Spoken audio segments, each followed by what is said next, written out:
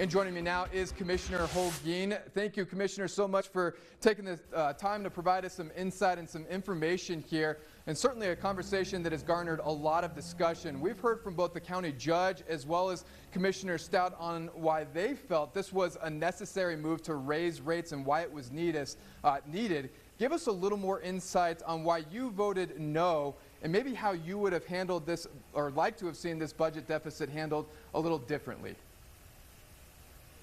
Yes. Hi, Andy. Thank you for the invitation to be here with you today. So I voted no because I've always felt that raising taxes on our residents should be the absolute last option when there just are no other options. We know that a lot of our families here in El Paso County are still struggling financially. We know that the tax burden is one of the issues that they're most concerned about. I hear it almost every single day from the residents in my precinct and just residents from all over the county of El Paso, that the tax burden is already too high on residents.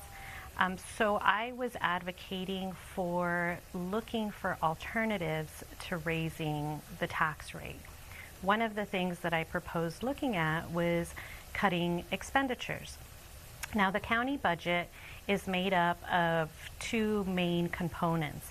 So we have mandated services that were absolutely mandated by the state of Texas to provide.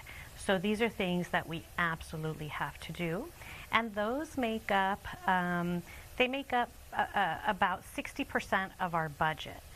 So we have other services that the county provides that, even though those services are still very, very important, they're not necessarily mandated by the state of Texas.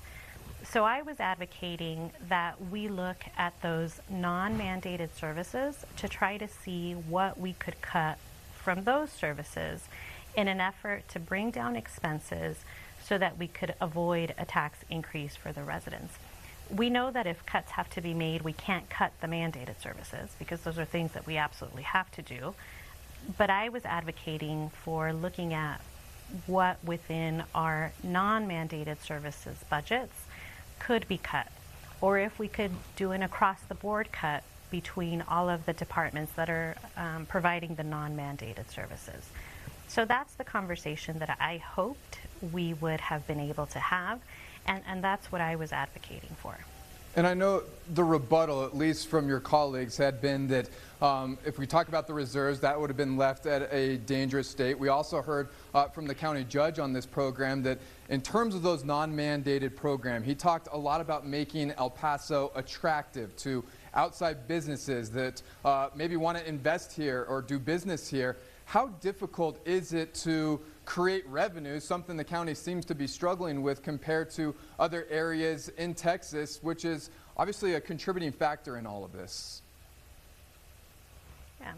So there are a lot of different ways that the county is trying to tackle these budget challenges that we have. So we've already reduced some expenses. So for example, there are no employee raises that are happening this year. Actually, on top of that, all of the departments were asked to make a 5% cut in their operational budget. We've also instituted a hiring waiting period where positions can't be filled until they've been vacant for 6 months. So there's already a lot of steps that the county is taking to try to reduce expenses. But certainly something that we have to do is also try to find ways to generate revenue.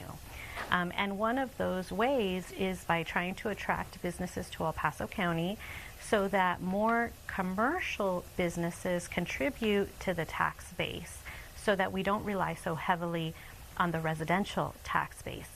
So unfortunately, here in El Paso, 70% of the property taxes that the county collects come from residential homeowners, and only about 30% come from commercial businesses.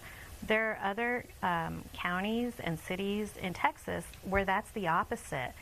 More commercial businesses pay into the tax base than do the residents. So that's why they can keep their tax rate low and their taxes that their residents pay low. Unfortunately, we don't have this here in El Paso. So that's also something that the county is trying to do, trying to attract more businesses so that our commercial taxpayers pay more, offsetting the amounts that our residential taxpayers have to pay.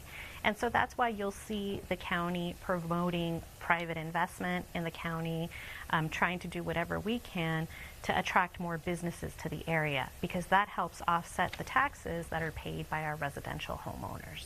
Certainly a difficult conversation regardless of which way you fall on it. One way to create at least new economic opportunity, and it's coming to actually your precinct, is the Pan American Speedway that is expected to be built in the area north of Fabens.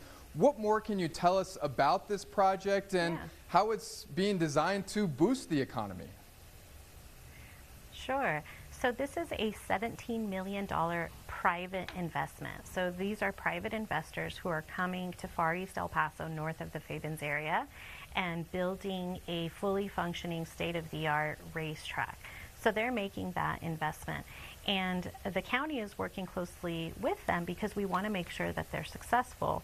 We want to make sure that they turn into an economic hub of activity. So the hope is that once the racetrack is in place, we're going to be generating tourism dollars from all across the region, from other parts of the state. There isn't going to be, or there isn't now, a racetrack like this one that's proposed in Far East El Paso, other than in Phoenix and in Austin. So there's really nothing in our area. So we're really hoping that with this racetrack, we'll be able to bring in a lot of tourism dollars, which will of course help with our local economy. Aside from that, the hope is that this racetrack will also lead to other private commercial investment in the area.